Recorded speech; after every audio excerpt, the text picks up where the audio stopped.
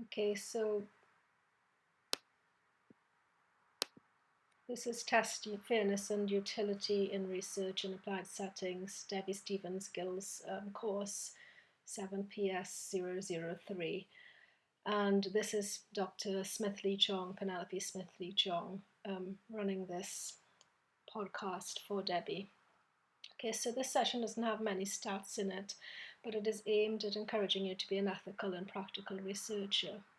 I don't know how much you have been told about the test user ability, TUA, and test user personality qualifications test, which is formally levels A and B, but this forms part of this qualification.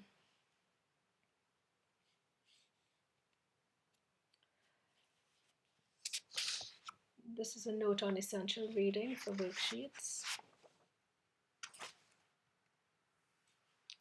So selection and fairness. I'm going to read Debbie's slides here. Both Debbie and I approach this as occupational psychologists. However, these issues do have definite relevance in clinical and counselling settings. And Debbie is going to go through, has said she has gone through this using an example of recruitment and selection as it is required for the TUA and TUP qualifications. But she considers and discusses clinical implications of fairness as well. Okay, so what is fairness? There is no consensual and universal definition of fairness as it considers differing social perspectives.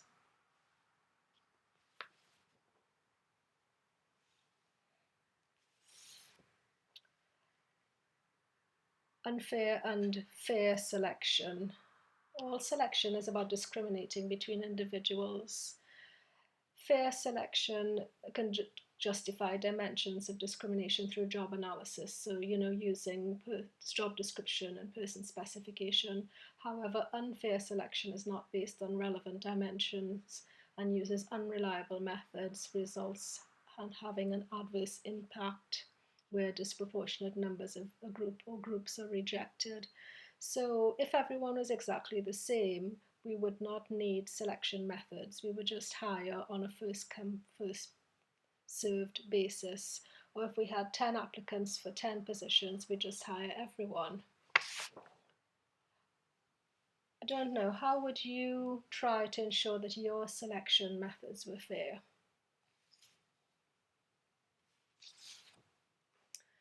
So fairness in selection. There's critical ethical considerations where you have three interconnecting factors looking at adverse impact. As I said before, adverse impact is one where the disproportionate numbers of a group or groups are rejected, and differential validity. The second thing is also the legal concerns, and the third interacting factor are best practice. So alongside reliability and validity, fairness in selection is a third and critical ethical consideration to be made when selecting or designing your assessments. So what is best practice in recruitment and selection? Well, one, you have to be mindful of the legal requirements and access and equity issues. What quality issues do you think might need to be considered? I don't know. We also have to use valid and legally defensible predictors and also to document the process. What is best practice in research? So if we're looking at best practice in research, we look at theoretical underpinnings of the measure you're considering, and we'll be doing this to find out how about critiques of tests later. But what I'd like you to do is to think about the theory. Is it fair to all individuals? How was the theory developed? For example, intelligence theory. Is that really fair, or does it discriminate? What do you think? So for example, I'm going to show you some parts of various acts and employment legislation. So this is one from the International Labour Convention. I'll let you read that.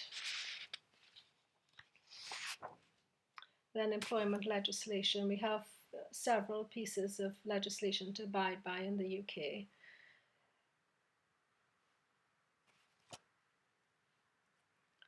There's also law regarding equality.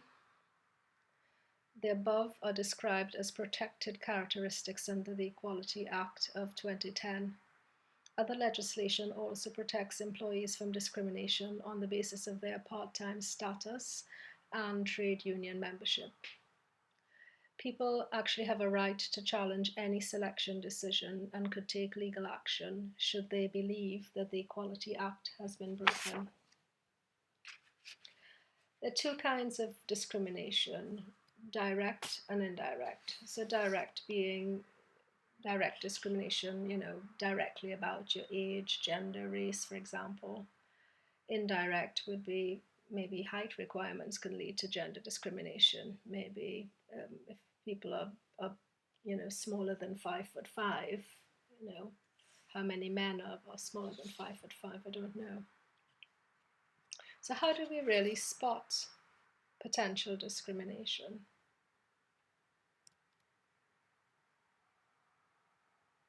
Although it's not a legal requirement, the 4/5 rule has actually been successfully used to challenge employment decisions in the US, and in the UK it is a guideline. So what it states is that the selection rate of any sex, racial or ethnic group, it's less than 4/5 of that group with the highest rate. So if it's less than 4/5 or 80% of the group with the highest selection rate, it will generally be regarded by the federal enforcement agencies in the US as evidence of adverse impact. In other words, adverse impact means that members of one group are selected at a substantially greater rate than members of another group. To understand whether this is the case, you can compare selection ratios across groups. So this is an example on the next few slides coming up. So continuing on how to spot potential discrimination, we can monitor by record keeping, looking at database of applicants. We can look and see whether applicants reflect the wider population and also the proportion of applicants to hires and promotions.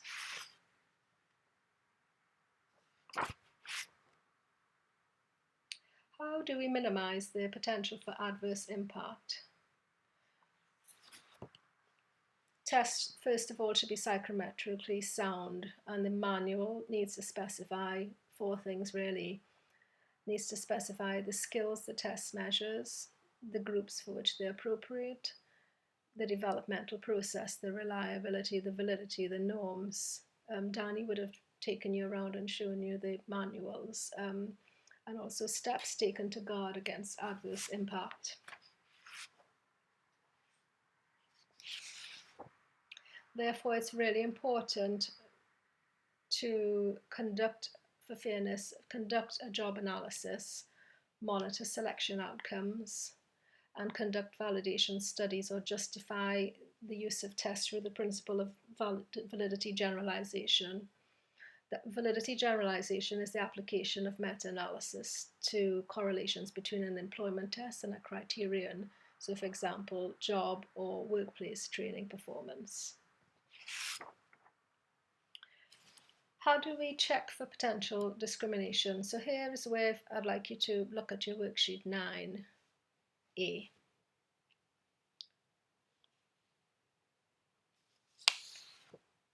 Okay, so moving on, we're looking now at test character. If you have any trouble in worksheet 9A, if you can speak to Danny Hinkton. Test characteristics. We need to look at 3 things really. Content, that it should measure the job relevant to skills and attributes, so that is also content validity. The level of difficulty should be appropriate for the job, and the validity, you should have evidence of that validity of that job, so that whatever you're measuring, so if you're having a reading test, for example, the reading test should measure reading and not spelling.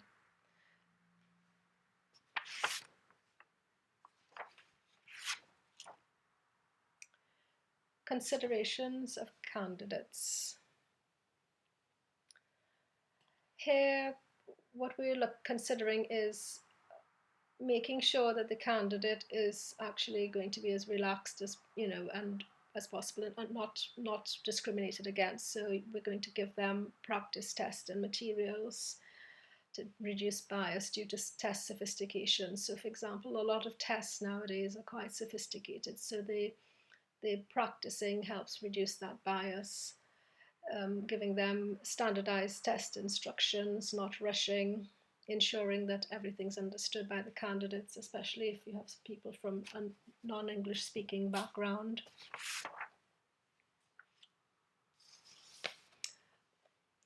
Moving on now to selection strategies. Two main types, sorry, a top-down approach. Both of them, top-down approach or a cut-off approach, both of them have advantages and disadvantages, as you can see. The choice depends on the nature of the job, the selection ratio, the job demands, social and justice issues, diversity, and other screening tools. Okay, here we're looking at group cutoffs. So in some instances, you might have different cutoffs for different groups, and that's going to be fairer. So for example, Debbie uses an example where she used empathy as a measure to recruit nurses.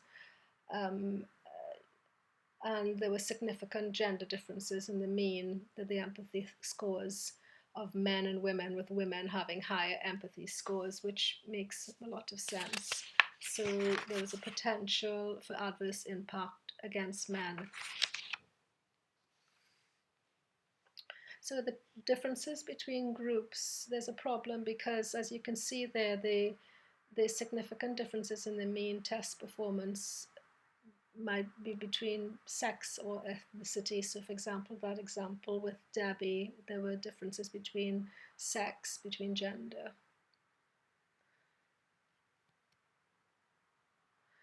Tests can be used if the validation of the data indicates that these differences are reflected in job performance and therefore no test bias. However, research is minimal in the UK.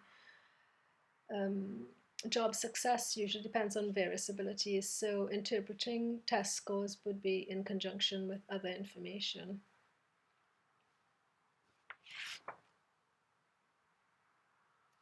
So what is a culture fair task? Are there such things? And yes, there is, especially what is used as an example is the Raven's progressive matrices. So for example, cultural bias is present in the language of intelligence tests, as maybe you know by now, but Ravens doesn't use written questions, but rather uses patterns that are fair across all cultures.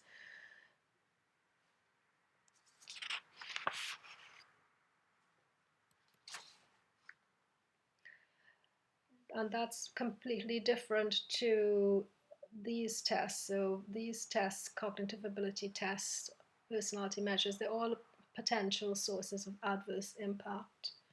And I'd let you have a look at that.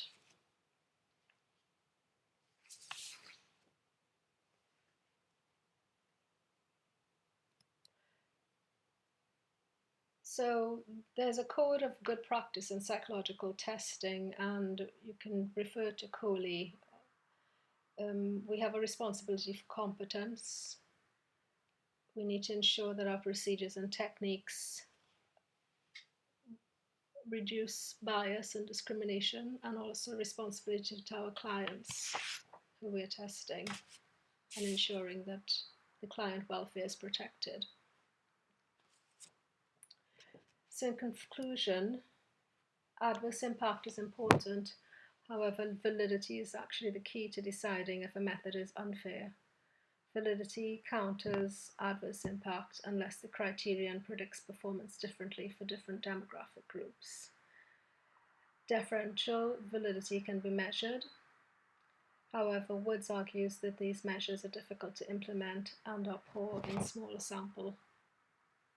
candidate samples. So I will end here, and then we will have part 2, which is going to be on expectancy tables and utility. Thank you for listening.